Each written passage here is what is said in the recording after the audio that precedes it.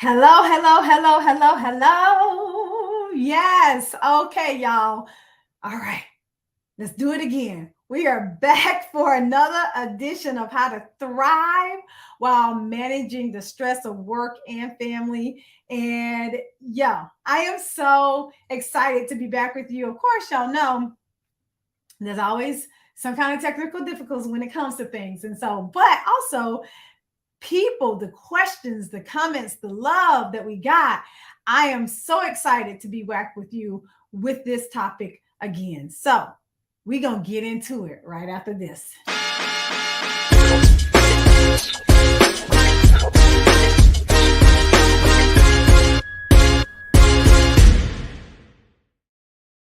All right. Welcome to the Dr. Kiki Ramsey Show, where we're going to be talking all about how to manage, but not how to thrive while managing stress and family. I'm excited. Let me know who you are and where you are tuning in from. JP, hey, sir, how you doing? It's good to see you. Oh, JP, y'all, if y'all haven't checked out JP's High Tech, he has a university YouTube. Check him out, y'all. He's got a lot of great things going on in his university and on his podcast as well. And so I'm super excited that we are back doing this show because, listen, it's always something. But even more than that, it's just an important topic for us to dig into and for us to actually talk about.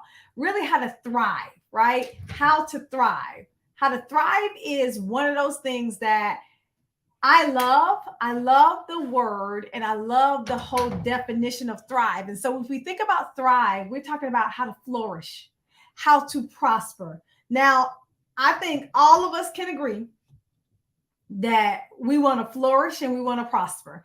And I was having this conversation with a friend about, how to manage through and how to, just how to get through your day and how to get through work and how to get through dealing with family. And he was like, you know what? I don't want to just get through. I want to thrive. And I'm like, you're absolutely right. Why is it that we just want to just manage and get through? I think that we get so caught up in the day to day that we don't even think about thriving. We don't think about doing well. And the truth is, there are a lot of people who are out here thriving and doing well. It's the truth. People are thriving, people are doing well. And that's what I want us to talk about, because I think that when we talk about managing the stress of family and work, it can be quite difficult, right? It can be quite difficult. I'll tell you, this is Scorpio season, y'all. My birthday was on Tuesday, election day, November 8th. Whoop, whoop, whoop. I just hit the big 4-5. And so I'm super excited. And I always love celebrating birthdays. People will ask me, my son, my oldest son, Tomasier, he says, how you feel being 45? I'm like, amazing, wonderful, fantastic. You need any more? I think that people get really caught up with growing older. And but for me, I might joke about, I ain't getting old, I'm getting better, all those kinds of things. But I'm glad to see a whole nother year, right? I'm happy to be a whole nother year older in my life. I'm glad that I got to love and live and do all these amazing things in my life. And I'm excited about what's to come, like what's to be. But in the planning of, my birthday and just still having to work, there's always still that stress. And then my baby boy, Trey, he turns 4 in November. Oh, well, this is November, but he turns 4 later on this month. He's a Thanksgiving baby. And I'm trying to manage and figure out how to, give him a cute little birthday party and stuff like that. It's all stressful while still needing to do all the things in the business and all of that, right? So we have stress in our everyday life just because of certain things that pop up. But I wanted to really talk about, like, how do you actually thrive and not just survive, right? How do you actually flourish and prosper and not just, be, right? Not just, wake up every morning and be like, oh my God, another day.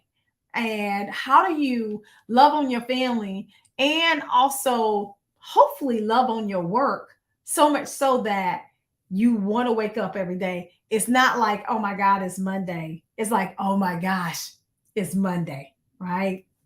And so that's kind of where I'm coming from with this whole conversation. And I'll tell you, for myself, it's been a really interesting journey on how to thrive while dealing with, family and work. And I'll say this to you, and I said it before on some of my videos. I think we can have it all. I know that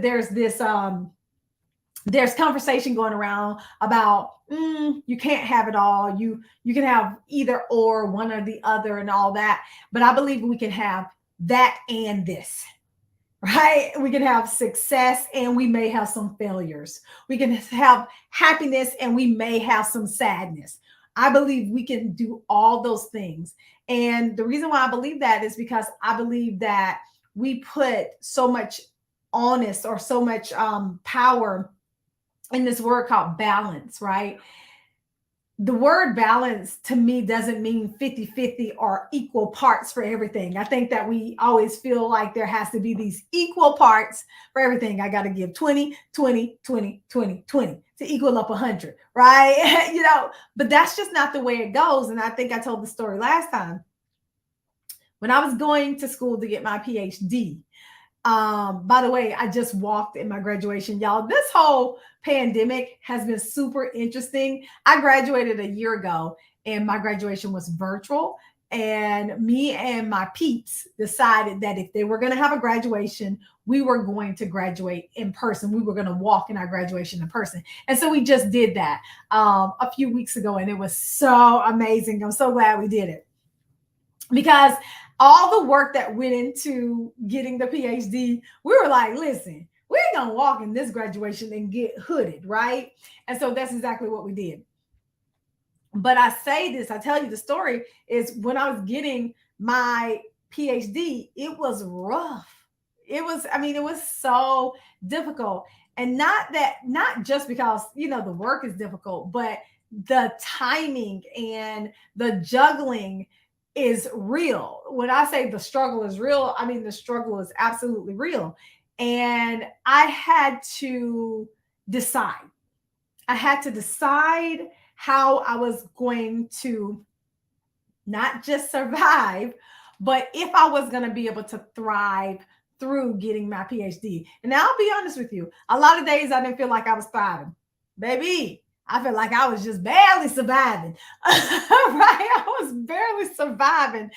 But there were really beautiful pockets of thriving through that journey. And what I would always tell myself, and this one of the philosophies that I live by, is that I can do hard things for a certain period of time, right? That I can do hard things for a certain period of time. And for me, that certain period of time was 3.5 to 4 years. Now, everybody's hard times or difficult things that you're going to do is going to be during the time frame is going to be different for you.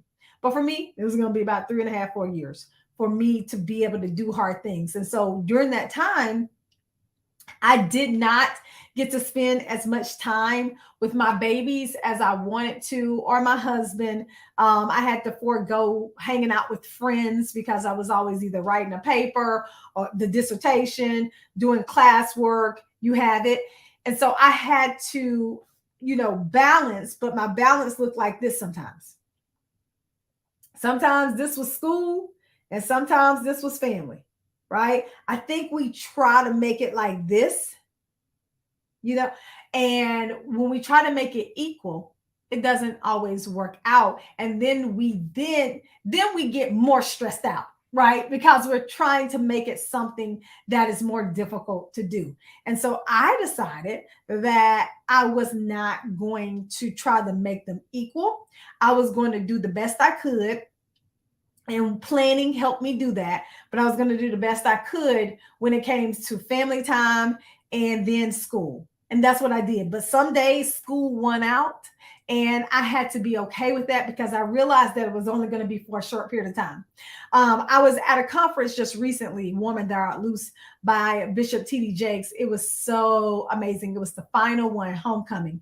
And I heard this statement. I can't, think of the beautiful pastor's name who actually said this, but it resonated with me so much. She was like, a lot of times we talk about balance and we kid ourselves, right? We kid ourselves to think that we're going to have balance. Like balance is like, oh, everything going to be equal, 50-50, whatever. But that's not the truth. She said, we all have balls. So think about balancing where you got, balls in the air that you're juggling, right? You're juggling. So if you were juggling about 5 or 6 set of balls, some balls were made out of glass. Those are the balls, not those are the balls that you can't drop, right? But some balls are made out of plastic or rubber, and if you drop them, they're gonna bounce back.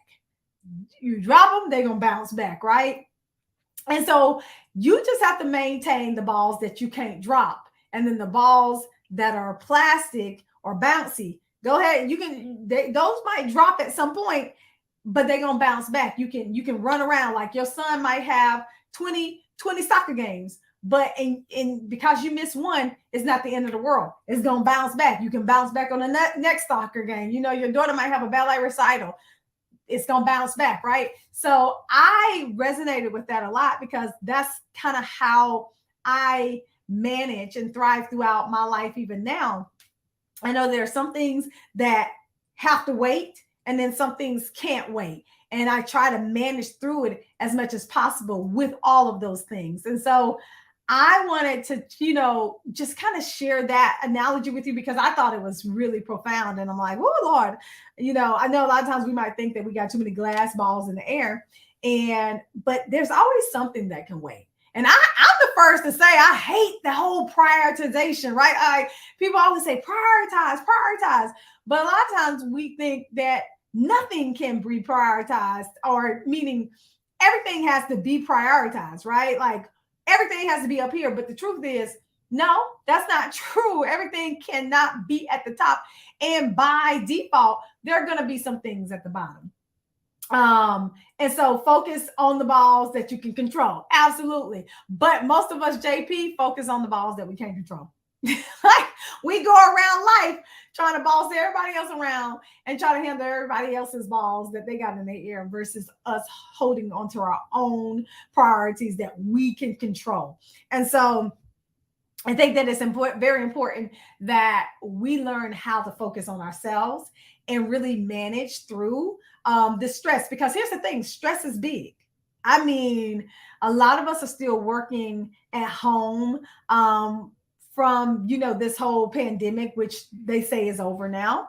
But we're still working at home and learning how to manage through. And so with that being said, that means the kids are still home sometimes. Like I said, election day, November 8th was my birthday, but my daughter she was out of school. So I ended up spending the whole day with her. And luckily I had taken most of the day off so that I could do that. But this is just the life we live in now. Like we live in a new working world. And with that being said, there is more stress because we're managing different things while we're in our spaces, in our homes a lot of times, right? So I'm just want to share with you, because you're managing through this stress, and stress is a diagnosable mental health disorder, and burnout is, we need to learn how to be able to not only survive but thrive through it. And these are just some of the things I'm about to share with you, are just some of the things that I do in order to help me thrive through these periods of life called family and work, because they are constant, right? Family and work is a constant in my life, and it's probably a constant in your life as well. So one of the things I have to do is I have to revisit my values. What is my value system? What is valuable to me? I always say that I believe that you can have a successful career and a successful family life, right? I think we can have both. I don't think they have to be exclusive of each other. I think we can have right? And I think that the notion of sometimes is very I think people don't believe that you can have both. And I'm like, you can, right? As long as your definition of balance doesn't mean 50-50. Because I think that when we have this rigid definition of balance being all things equal parts, then I think that the whole family and work, it kind of gets away from us. We don't feel like we can be successful in both. But I think we can. But I had to revisit my values. My family is super important to me. Right? My children, my oldest, Tamazier, who still lives in Maryland, my babies, Mackenzie and Trey, they are super important. My husband, my marriage is super important for me because I know these kids gonna leave at some point, and then it's just gonna be me and him. Uh, and so you have to learn how to live with the person who you married. That's super important to me. But also, one of my God-given purposes is to pour in the lives of millions. I mean, it's valuable to me that I get up and do what I love every single day, right? I can't imagine not being able to do that. And I talk to a lot of people about their work and everything. And I know that sometimes I think I feel blessed to get up and be able to do what I love every day. But I also know that there are some people who are going to work and they're not doing what they love. And what I say to that is, even if your job, what you get paid for, because we all got to work, because we all want to eat, right? Even if your job does not fulfill you in that way, you have to hear me and hear me well. You have to find something in your life that is going to fulfill you in that way, right? It can be volunteering, because there's a lot of volunteering efforts out there, a lot of organizations who can use your help, a lot of things that you can be doing out here in the world to do that, right? So you can be volunteering, you can be doing all those things. But I think that is super important for you to be doing something as it relates to your purpose in life, even if it's not the job that you make your day-to-day money from. It's absolutely vital. And so I had to think about what's important to me. Also, my faith is important to me, right? I love God. I'm a child of God. And I know that for a fact I wouldn't be where I am without him. And so I need to be able to include that in my life, my day-to-day activities. And so that's important to me. So as I think about the things that are most important to me, I had to really figure out how all the pieces fit together. And we always say that what's important to you, you make time for. So you have to sit down and get out a list if you need to, but think about what's important to you. I also value health, right? I value, my health. I want to stay healthy for as long as possible. So I try my best to eat right and exercise, right? I got the exercise down packed, right? Peloton. If you own Peloton, I'm Kiki. Do you love me? Come on. But that comes easy to me because I've always been a runner. I ran throughout college. The eating healthy, I try every single day. Some days are better than others, but I try. And I think that that's what's important. So I put all those things together and I came out with a solution for myself. And I put the things that need to be put where they need to be put for me. And that is different for you. And I think that's what we don't understand. We look at other people's lives and we compare our lives to their lives, but our lives are not their lives. And your values don't match with their values a lot of times. And so you have to figure out what's important to you so that you know where the lineup is at, like where you're going to place stuff at. And so I have all these things that are important to me and I put them appropriately in my life. And let me just say this, it ebbs and it flows. Not that I don't love my children, my husband, my work, God, or anything like that. But how much time I give to those things ebbs and flows based on what's going on in my life, right? And that's just how it is. So when I was doing my PhD, it might have got 60 or 70%. Wow, we got 40, 30, whatever over here on this side. And I just had to manage that way. But you got to figure out what your value system is. What do you value most? And where does it belong in your life? And if you value it enough, you'll make time for it. The other thing is I find quiet time to just be. Let me say it again. I find quiet time.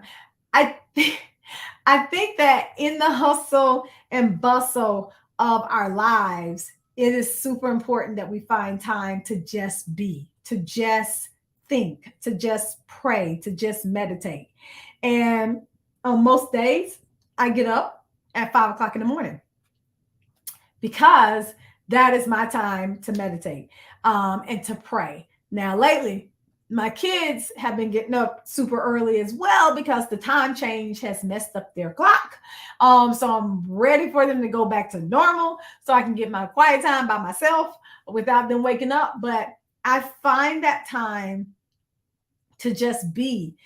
It amazes me how many of us don't have quiet time built into our day-to-day life or our day-to-day schedule. It truly amazes me that we don't necessarily have that built in. And I didn't always have it built in either until I changed around my schedule. Now, let me just say this. I'm a night owl. I can stay up late, right? Like I mean, when I was in my PhD, I would stay up. I wouldn't even go to sleep some nights because I was trying to get done. I'd literally see my kids and family go to sleep. I'd be sitting at the dining room table, typing away and writing away. And then I'd still be sitting down there when they came downstairs in the morning. I can do that. Now, do I want to always do that? No, I'm not saying that I always want to do that, but I can. And so I think that it's super important to know yourself.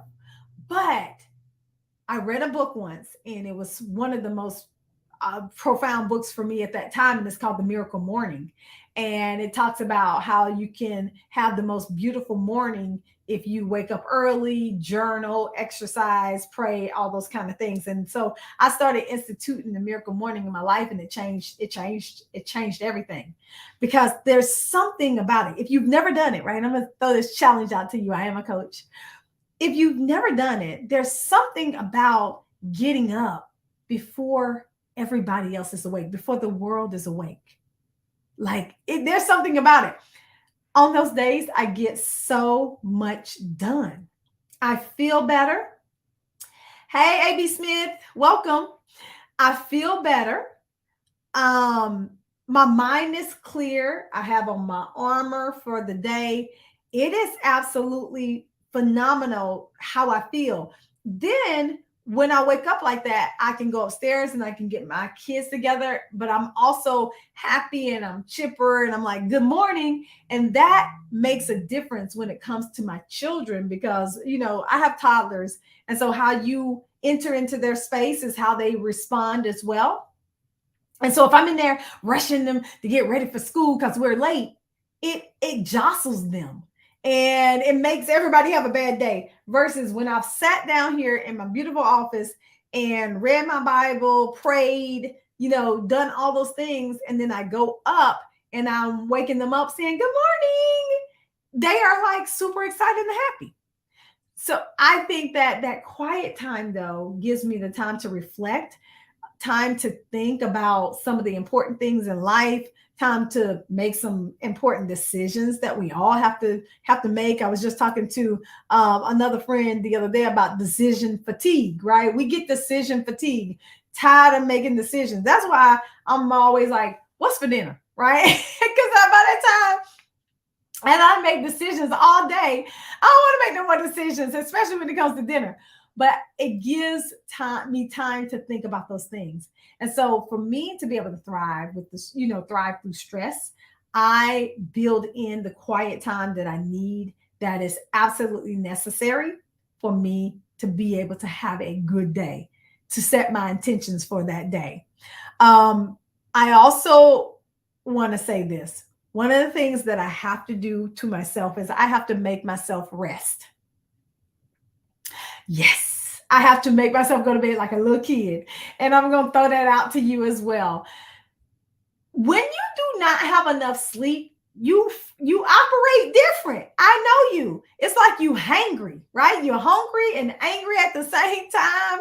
And you operate differently when you don't have a lot of sleep. And I know I do. When I don't have a lot of sleep or haven't gotten enough sleep, I wake up feeling just off.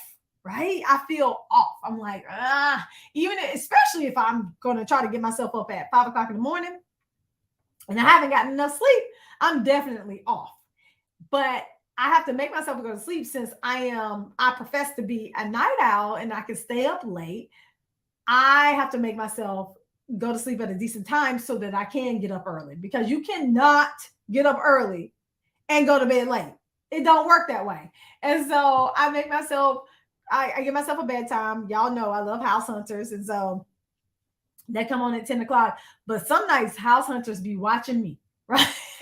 House Hunters be watching my house, right? Because I am tired by that time because, of course, I've had a long day of doing all the things, right? So, but I make myself go to sleep. And some nights I'm like, oh, I just want to watch another episode or another episode. And I don't always get to do that. But I have to make myself stop and be like, go to sleep, because you know you want to get up early, right? You have to do that for yourself. You have to know yourself. I think a lot of times we don't profess to know ourselves, or we know ourselves and we ignore us, right? I used to ignore me too, and then I paid for that as well. So know yourself and give yourself that time to rest. And then lastly, I'm just going to say, you got to ask for help. I've gotten so much better at asking for help in my life.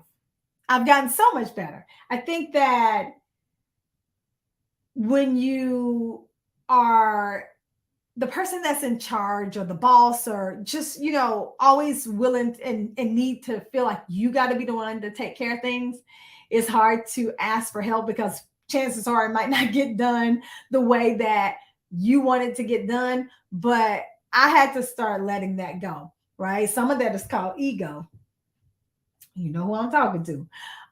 But there are other people, and there are other people who can do it better. Trust me, there are, because that's their sole job. And so I now ask for help doing the things that I need to do in life, because that's the only way that everything is going to get done, is that somebody else do it. So that's a recipe for thriving right there. So that's a recipe for thriving right there, is you ask for help from others who can help you. And then put the pride aside, right? Put it all aside, because asking for help can free your soul, right? It can absolutely free your soul, free your mind, free all the things if you ask for help. And so these are just a couple of things that I have done that has absolutely helped me to thrive, right? To not just survive, but to thrive while I manage the stress of work and family, because I do believe that some amount of stress is going to be there, right? Some amount of stress is going to be there. Now, you might be a person who are like, oh, I'm on Easy Street all the time, but I don't know you. Are you human? But there is a way to then thrive through it, meaning you show up your best, your very, very best. You prosper through it, because you understand that you have values and you put things in place where they belong. So I hope that this helped you today in terms of really learning how to just show up your best and most authentic self in your life while you deal with your family and work. And yes, you can have it all. You can have both. You can have right? As long as you understand what that means for yourself, and your definition is different than mine. All right.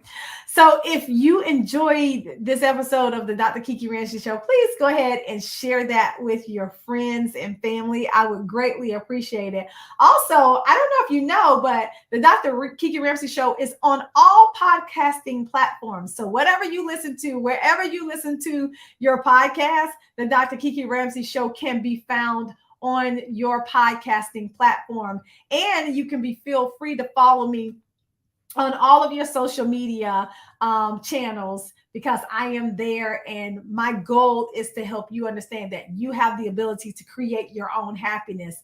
Lastly, I would love to invite you, if you're a woman professional or a leader in your organization who wants to learn how to thrive and balance while maintaining and prospering and thriving through your career, go ahead and join us over at Happy Women Lead. That's happywomenlead.com. We are a community of women who are saying, hey, we're going to be happy, while we deal with some stuff, but while we also become and succeed professionally. So that's happywomenlead.com. I thank you all so much, and I can't wait to see y'all next time.